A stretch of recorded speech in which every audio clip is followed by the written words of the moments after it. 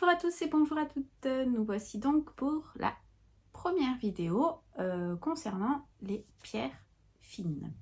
Oui, parce que le terme pierre semi-précieuse n'est plus adapté, ça n'est plus possible, on n'a pas le droit de le dire sous ce nom-là, donc maintenant nous appelons ça les pierres fines. Donc, dans cette première vidéo, on va parler d'une pierre qui pour moi est indispensable, fait partie des premières pierres que tout le monde doit avoir. Lorsqu'on me demande, lorsqu'on vient me voir en me disant voilà, écoute Cindy, je n'y connais rien à la lithothérapie, mais ça m'appelle, je ne sais pas par où commencer, ni par quoi, parce qu'il existe énormément de choses.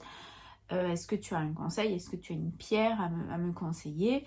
Donc on va échanger, mais la première que je vais conseiller, ce sera l'améthyste.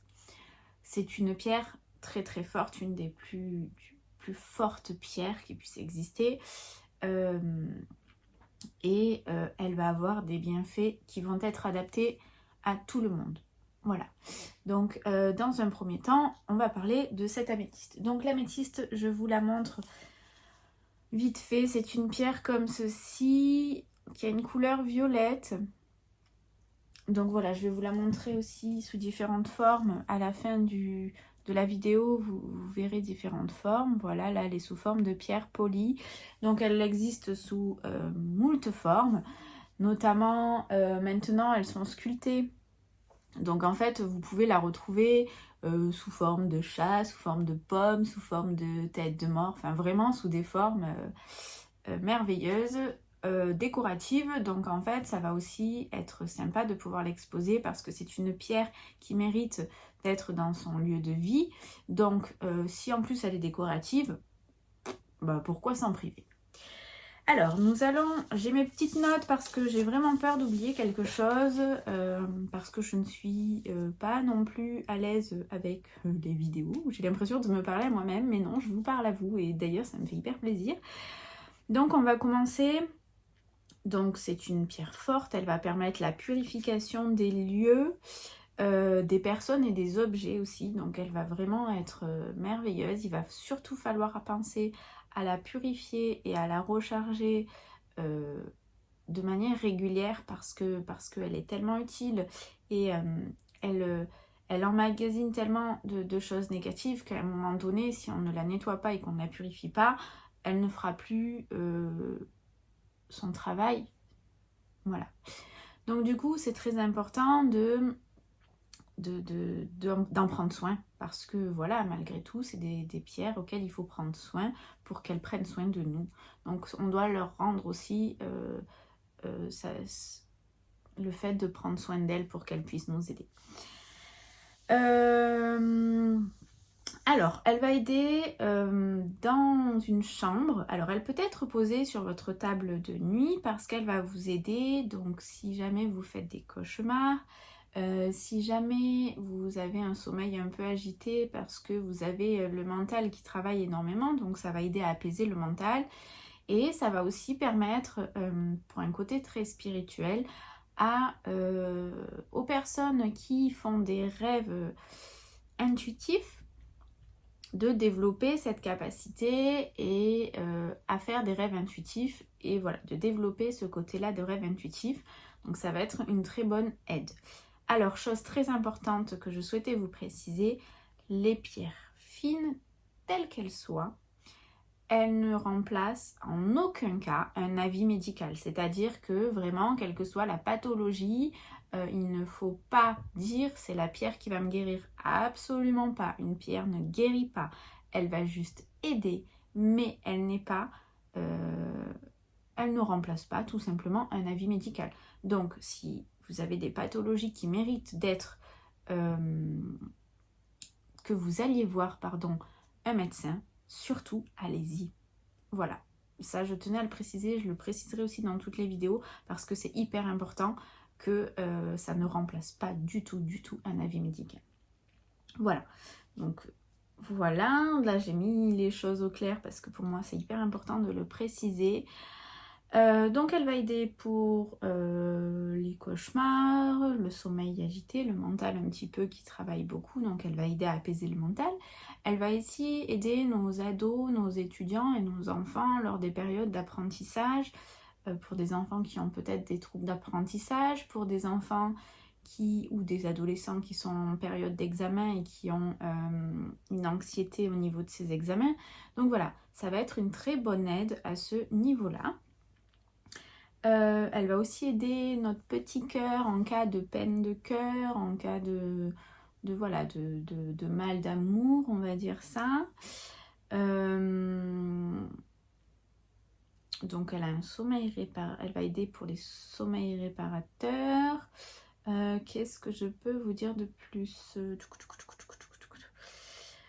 Oui, elle va aussi calmer les personnes qui sont nerveuses, qui sont colériques.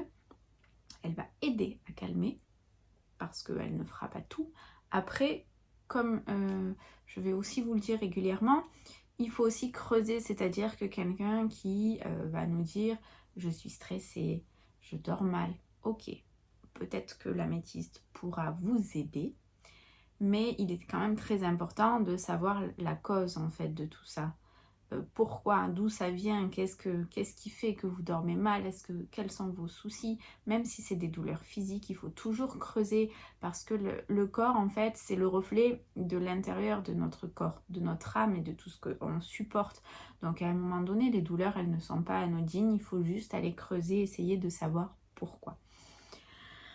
Parce que voilà, par exemple l'améthyste, ça peut être une aide pour soulager vos migraines, mais on n'a pas tous les mêmes migraines, on n'a pas tous, voilà, on peut avoir des migraines parce qu'on a des problèmes de vue, on peut avoir des migraines parce qu'on a de la fatigue, on peut avoir des migraines hormonales. Il y a tellement de causes qu'il est très important quand même d'aller creuser. Mais voilà, si jamais on a une migraine, on a une améthyste à portée de main, ben, on tente. Ça marche, tant mieux. Si ça ne marche pas, c'est que le problème est plus profond. Donc là, il faut aller creuser. Ça va donc purifier tout ce qui est les pièces de la maison. C'est pour ça que je vous disais, donc sur la table de nuit de votre chambre, ou bien même en priorité dans votre pièce à vivre parce que c'est la pièce où il y a le plus de passages. Elle va purifier toute l'atmosphère de votre pièce et notamment comme vous avez du monde qui vient à la maison, n'hésitez pas à la mettre en évidence et une fois que les personnes sont parties, à la nettoyer et à la recharger parce que là, elle aura ingurgité beaucoup de choses. Une autre chose très importante que je voulais vous préciser, la taille de la pierre n'a pas d'importance. Vous pouvez avoir une améthyste de 30 cm ou une améthyste de 3 cm, ça n'a aucune importance. La purification se fera de manière aussi régulière pour l'une que pour l'autre et les vertus seront les mêmes. Voilà, ça c'est très important. Donc si vous voulez la mettre en évidence, avoir une énorme géode parce que ça vous fait plaisir, faites-le. Si vous voulez juste porter une pierre sur vous ou un bracelet ou une toute petite pierre posée sur une étagère dans le coin de votre maison, il n'y a aucun problème à ça. Voilà, ça je tenais à vous le dire, c'est hyper important. Quoi vous dire de plus? Oui, elle a aussi cette capacité-là, et notamment quand elle se présente comme ceci, ou sous forme de géode un peu plus importante, à purifier et recharger les autres pierres. Mais pas toutes les pierres. Il faut savoir que on pourra y poser seulement des pierres. On va travailler sur la couleur, on va avoir pour repère mémotechnique notamment la couleur, c'est-à-dire qu'on pourra y poser des pierres qui tournent autour de la couleur de l'améthyste. Voilà. Si vous déposez une pierre qui est contradictoire avec l'améthyste, il ne se passera rien, ça ne fonctionnera pas, et la pierre que vous aurez mis pour purifier et recharger, ben, ça ne fonctionnera pas en fait, tout simplement. Donc voilà, il faut travailler avec des couleurs qui tournent autour du violet, du bleu, enfin voilà, vraiment rester dans ces couleurs-là pour que l'améthyste puisse la purifier et la recharger. Donc voilà, ça c'est une autre chose. Donc elle va correspondre au chakra coronal, donc voilà pour les chakras. Elle va très bien s'allier avec la pierre de lune, notamment pour développer tout ce qui est intuition et rester focus sur ce qui est essentiel.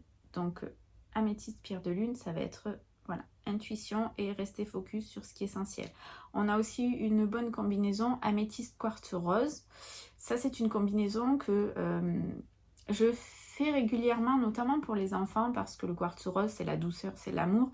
Et du coup, le fait d'allier ces deux pierres, eh ben, on va rentrer dans des relations harmonieuses, on va rentrer dans des choses un peu plus sereines, un peu plus de paix. Donc voilà, c'est vrai que pour les enfants, je trouve ça génial en fait. Mais ça marche aussi très bien pour les adultes, il n'y a aucun problème. D'ailleurs, j'ai souvent des adultes qui me demandent et un bracelet d'améthyste et un bracelet de quartz rose. 2 bracelets différents, de manière à pouvoir les porter soit séparément, soit ensemble, sans problème. Qu'est-ce que je peux vous dire de plus? Nous avons l'améthyste tourmaline qui va être aussi source de protection, donc ça peut être pas mal. Et améthyste aigue marine, voilà, là je vous parle des combinaisons principales. Améthyste aigue marine qui va permettre de développer la créativité lorsqu'on a des projets créatifs, lorsqu'on a des projets de création d'entreprise aussi, voilà. Et elle va vous permettre d'être dans une bonne dynamique et allez, go, on y va. Donc ça va être aussi une très très bonne combinaison. Donc parlons maintenant d'une dernière chose qui est la purification et le rechargement. Excusez-moi, j'ai bugué parce que je réfléchis un peu trop. J'aurais dû porter une améthyste sur moi pour ce live, mais pour cette vidéo, pardon.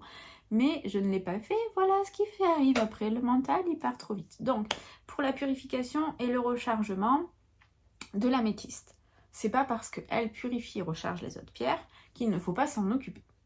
Donc, ce qu'on va faire, on va avoir plusieurs modes. Je vais vous parler des modes principaux, mais il en existe d'autres.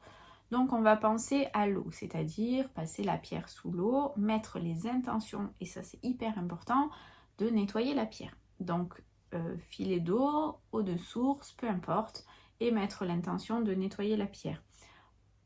Ensuite, nous avons l'encens. On fait brûler de l'encens, s'il vous plaît, 100% naturel. Ne faites pas avec de l'encens qui n'est pas naturel à 100% parce que ce ne sera pas l'impareil. Voilà. Donc l'encens 100% naturel, on fait brûler notre encens. Pareil, on passe la pierre, quelle que soit sa forme, ou l'encens autour de la pierre pour la purifier en mettant l'intention. Nous avons la fleur de vie qui, elle, va purifier et recharger. Et le bol chantant qui, pareil, lui, va pouvoir purifier et recharger. Ce sont des méthodes plus rapides, on va dire. Après, les autres fonctionnent très très bien aussi et il n'y a aucun problème pour ça. Et pour le rechargement, donc bol chantant, fleur de vie ou bien à la lune. Voilà, vous purifiez votre pierre, vous la sortez le soir à la lune, vous la récupérez le matin et elle aura pris toute l'énergie dont elle a besoin pour se recharger. Autre chose, on dit la pleine lune. Non, moi, vous m'entendrez souvent dire qu'il n'y a pas besoin que ce soit la pleine lune. C'est l'énergie de la lune qui est importante. Donc en fait, qu'on soit en pleine lune, en lune montante, en lune descendante, l'énergie de la lune est la même. Donc il n'y a aucun problème. S'il y a des nuages, ce n'est pas grave, l'énergie de la lune passe quand même. Donc voilà, la seule chose à laquelle il faut faire attention, c'est au changement de température. Alors, notamment l'hiver, parce que le froid peut abîmer la pierre, et essayer de rentrer sa pierre avant qu'il ne fasse soleil, parce qu'il y a des pierres qui ne supportent pas le soleil, et d'autres qui vont perdre un peu de leur couleur à cause du soleil. Donc voilà. Tout simplement, essayez de vraiment laisser en mode nuit.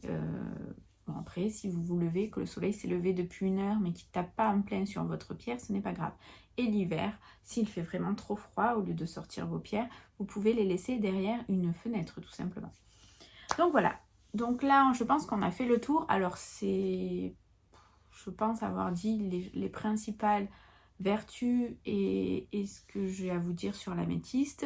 Si jamais vous avez des questions, n'hésitez pas en commentaire à me les poser, j'y répondrai volontiers. Je pourrai refaire une vidéo pour y répondre à toutes les questions auxquelles je n'aurais peut-être pas répondu dans cette vidéo.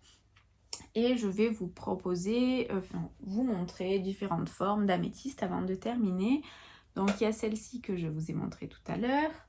Nous l'avons sous forme de pierre roulée qui se porte très très bien sur soi, notamment les femmes dans les soutiens-gorge, dans la poche, vraiment, voilà, on peut la porter sur soi parce qu'elle n'est pas très grosse, il faut juste penser à l'enlever avant de retirer ses habits de manière à ce qu'elle ne casse pas par terre. Elle existe sous forme de mala. Alors le mala peut très bien se porter en collier. Je vous montre. Voilà, nous pouvons le porter très très bien en collier. À l'intérieur, hein, il n'y a aucun problème. Hein. Vous le mettez comme ça, personne ne voit, ou bien en extérieur. Ou bien, j'ai souvent vu le mala porté en bracelet. Donc là, c'est vraiment un choix. Après, tout dépend de votre tour de poignet. Moi, je sais que je ne peux pas, parce que je ne peux pas faire un tour supplémentaire avec mon mala. Et du coup, ça fait un peu trop...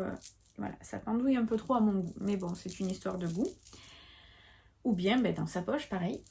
Ensuite, il existe en bracelet, tout simplement. Hein. Donc là, pas de problème, on le met au poignet. Paf, paf, on le garde sur nous. Et sous forme de boucle d'oreille, voilà, il existe encore des centaines et des centaines, je vais vous dire des centaines, je n'en sais rien, je ne les ai pas comptées, mais il existe beaucoup de formes différentes, hein, donc voilà, je vous montre ce dont je dispose là dans mon atelier et que j'ai sous la main.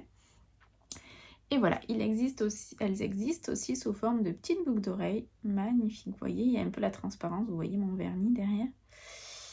Donc voilà, par contre les boucles d'oreilles, je vous conseille juste, alors c'est de l'argent 925, mais par contre de ne pas les passer sous l'eau tout simplement pour conserver la beauté de la boucle d'oreille et la brillance aussi, parce qu'il ne faudrait pas qu'elle ternisse. Donc vous privilégiez l'encens ou Paul Chantant ou la fleur de vie. Donc voilà, elles sont comme ça, elles sont magnifiques. Je vous montre un petit peu ce que ça pourrait donner. Hop, elles ne sont pas trop tombantes, elles sont ultra légère. Donc voilà, ces différentes formes sont disponibles sur la boutique. Si vous avez des questions, si vous avez des demandes particulières, surtout vous n'hésitez pas, je reste à votre disposition.